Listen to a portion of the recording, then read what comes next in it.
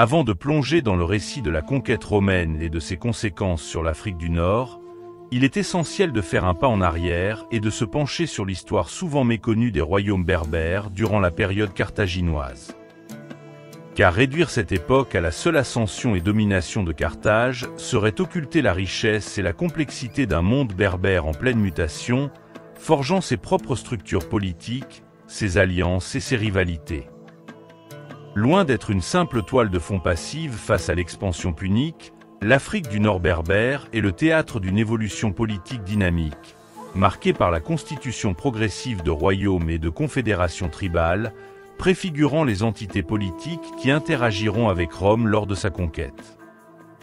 Comme souligné dans de précédentes vidéos, l'organisation sociale et politique traditionnelle des Berbères repose sur la tribu, unité fondamentale composée de familles liées par des liens de sang, de mariage ou d'alliance.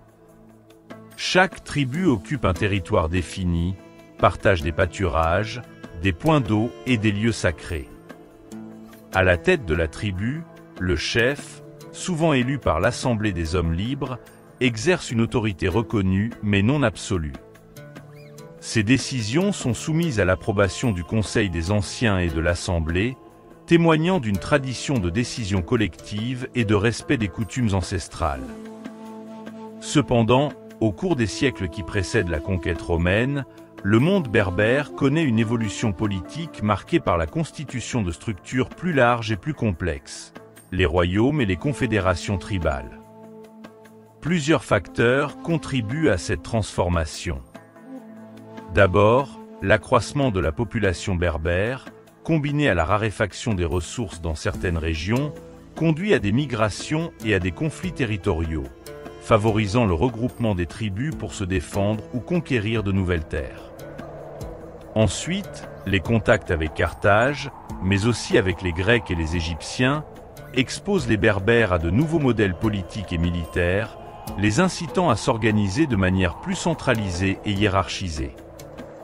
Enfin, le développement du commerce caravanier transsaharien et des échanges maritimes avec la Méditerranée contribue à l'enrichissement de certains chefs berbères qui utilisent leur puissance économique pour affirmer leur autorité et étendre leur influence sur les tribus voisines.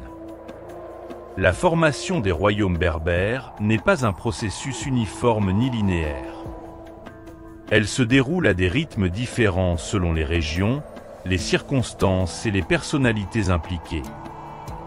Dans certains cas, un chef tribal charismatique parvient à rallier plusieurs tribus sous sa bannière, par la force des armes, la diplomatie ou le prestige de sa lignée. Il se proclame alors roi et instaure une dynastie qui va tenter de pérenniser son pouvoir.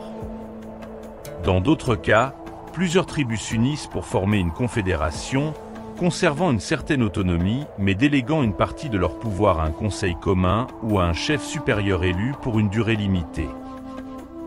La Numidie, région fertile et stratégique située à l'est du Maghreb, illustre parfaitement cette évolution politique.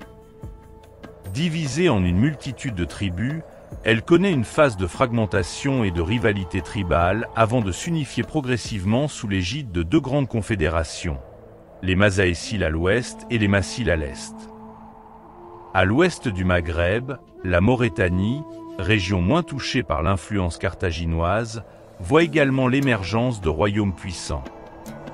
Les sources sur l'histoire de la Maurétanie durant cette période sont fragmentaires, mais elles témoignent de l'existence d'un royaume structuré, capable de rivaliser avec Carthage et de jouer un rôle important dans les équilibres politiques de l'Afrique du Nord.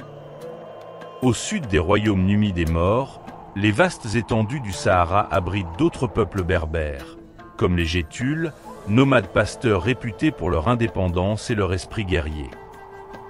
Moins touchés par l'influence carthaginoise que leurs voisins du Nord, les Gétules conservent une grande autonomie, même s'ils sont amenés à interagir avec les autres royaumes berbères, notamment en fournissant des mercenaires ou en participant à des raids et des expéditions militaires. La constitution de royaumes et de confédérations tribales marque une étape importante dans l'évolution politique de l'Afrique du Nord berbère durant la période carthaginoise. Ces nouvelles structures politiques, plus larges et plus complexes que le modèle tribal traditionnel, permettent aux Berbères de s'adapter à un contexte géopolitique en mutation, marqué par l'expansionnisme carthaginois et la montée en puissance de Rome. L'Afrique du Nord berbère, loin d'être un bloc monolithique, se présente désormais comme une mosaïque de royaumes et de peuples, unis par une culture commune mais divisés par des rivalités ancestrales et des intérêts divergents. Cet équilibre fragile sera bouleversé par l'arrivée d'une nouvelle puissance dominante, Rome, qui mettra fin à la domination carthaginoise et imposera sa propre vision de l'ordre en Afrique du Nord.